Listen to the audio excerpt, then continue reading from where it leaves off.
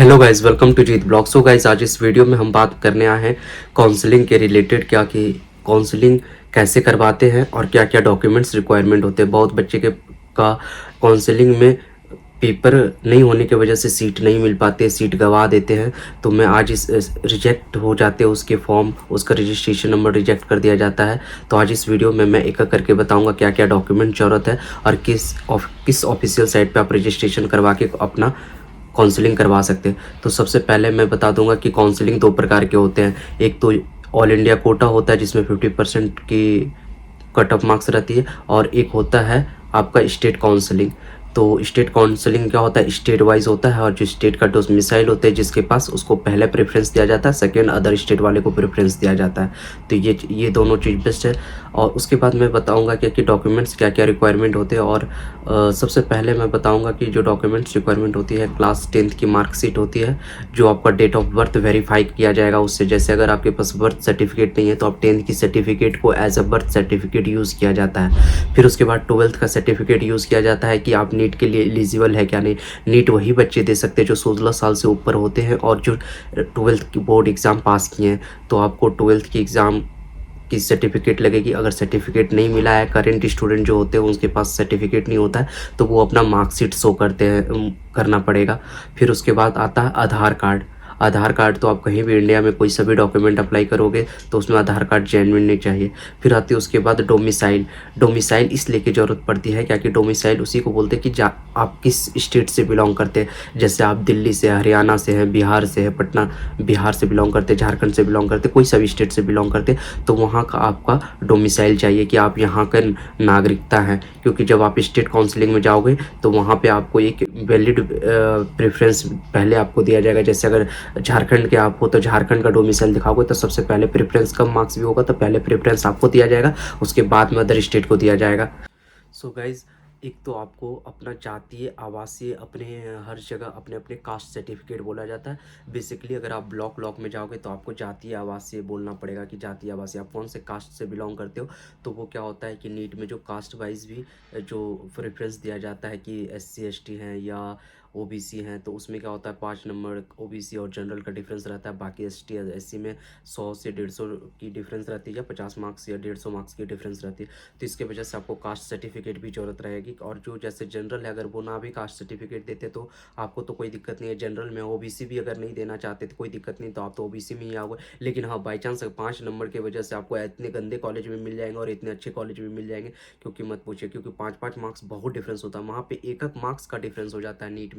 NEET के counselling में देखा जाएगा, जैसे अगर आपका भी 590 है और दूसरे दोस्त का भी 590 है, तो उसका भी क्राइटेरिया है काउंसलिंग में चेक करने का कि सबसे पहले देखा जाएगा कि आपका मार्क्स किसका बायोलॉजी में ज़्यादा है। जिसका बायोलॉजी में ज़्यादा रहेगा उसी को दिया जाएगा। उसके बाद केमिस्ट्री प्रेफरेंस दिया जाता है। फिर उसके बाद थर्ड नंबर पे प्रेफरेंस दिया जाता है फिजिक्स को। और उसके बाद अगर वो भी नहीं है तो फिर उसके बाद आपको प्रेफरेंस दिया जाएगा कि किसका एज कम है, किसका एज ज़्यादा है। जिसका एज कम रहेगा उसको प्रेफरेंस दिया जाएगा।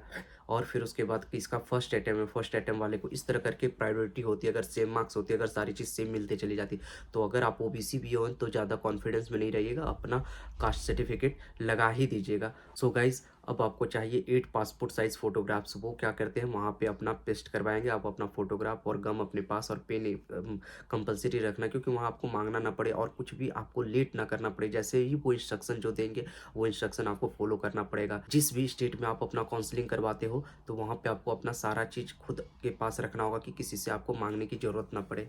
आपको फिर उधर 10th की सर्टिफिकेट हो गई, 12th की मार्कशीट हो गई, कास्ट सर्टिफिकेट हो गई, डोमिसाइल हो गई। उसके बाद आपको चाहिए नीट की, जो करंट आपने नीट की एग्ज़ाम दी है उसका एडमिट कार्ड होना चाहिए आपके पास, एडमिट कार्ड का जेरोक्स। फिर उसके बाद आपको पास होना चाहिए नीट का स्कोर कार्ड होना चाहिए, और उसके बाद आपके पास प्रोविजनल सर्टिफिकेट होना चाहिए।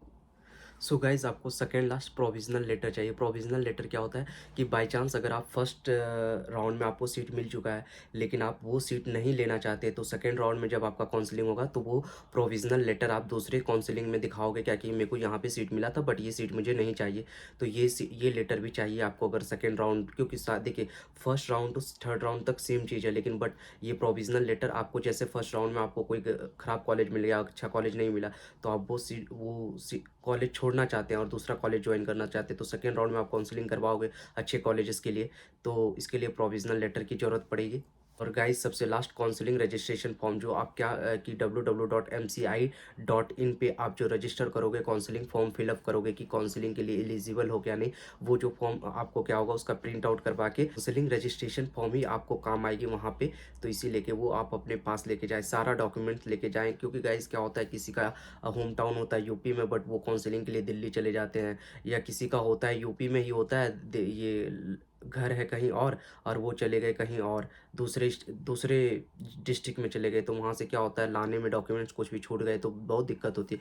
तो सबसे दिक्कत क्या है कि सारा डॉक्यूमेंट आप ऑनलाइन रख ले, अपने जीमेल पे अपलोड करके ड्राइव में रख ले, कि बाई चांस कुछ भी मांगे, पहले पुराना नया सारा डॉक्यूमेंट्स आप उस पर अपलोड करके रख देना। उसके बाद जब भी मांगे वो तुरंत प्रिंट, नीचे प्रिंट वाले रहते हैं, उसको पैसा दे के प्रिंट आउट करवा के, और साथ में अपने पेरेंट्स को जरूर लेके जाए काउंसलिंग फॉर्म हॉल में, क्योंकि वहाँ पे पेरेंट्स जाना अलाउड रहते हैं। तो क्या होता है कि वहाँ आपको हेल्प मिलेगा, कुछ भी अंदर आपका डॉक्यूमेंट कुछ छूट रहा है, घट रहा है, तो आप तो बाहर निकल नहीं सकते हो, आप बाहर निकलोगे फिर आपको घुसने में दिक्कत होगा, फिर आपका लेट हो जाएगा, आपका चांस चला जाएगा।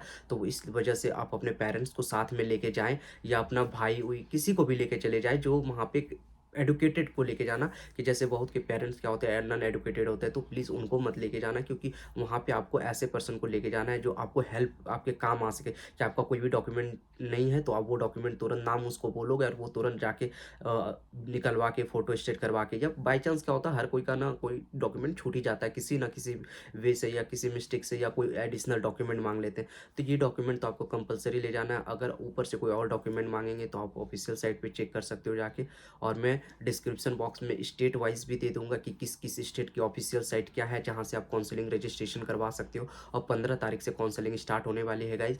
मिलते हैं नेक्स्ट वीडियो में। अगर वीडियो अच्छा लगा तो please do like, subscribe and share and comment. अगर आपको प्राइवेट यूनिवर्सिटी में भी एडमिशन चाहिए, या अब विदेश की भी कोई भी कॉलेज में चाहिए, अब्रॉड एमबीबीएस में भी किसी भी कॉलेजेस में आपको एडमिशन चाहिए, तो आई कैन हेल्प यू और आई कैन गाइड यू, और आपको तब तक गाइड करूँगा जब तक आपकी नीट पीजी नहीं हो जाए। मिलते हैं नेक्स्ट वीडियो में, तब तक के लिए बाय। अगर वीडियो अच्छा लगा तो please do like, subscribe share and comment. Jeet blog, see you next video, bye bye.